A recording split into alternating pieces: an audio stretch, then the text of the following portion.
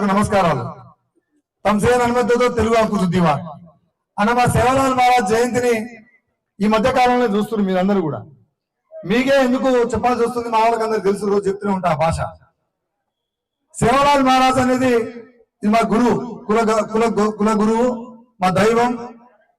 అన్నిటికన్నా మించి సేవలాల్ మహారాజ్ పుట్టక ముందు తండాలు ఒక దగ్గర లేకుండే, ఒక మైగ్రేషన్స్ ఉండే. మా లంబాడీస్ అందరూ ఒక దగ్గర నివాసం లేకుండే. ఆ తండాలను ఏర్పాటు చేసింది ఎవరు? మన సేవలాల్ మహారాజ్. తండాల ఏర్పాటుతో పాటు తండాల సుగర్భాన్ని ఇచ్చిండు.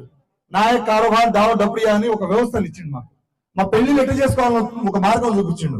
మా ఆహార్యం, మా వేష, భాష, సంస్కృతి, సాంప్రదాయం ఒక అద్భుతమైనటువంటి ఒక రచించి మాకు మార్గదర్శనం చూపించి ముందుకు పోయినటువంటి మహనీయుడు సేవలాల్ మహారాజ్. సేవలాల్ మహారాజ్ ఒక మనిషిగానే కాదు, ఆయన చూడాల్సింది. వారు నిష్ఠ బ్రహ్మచారి.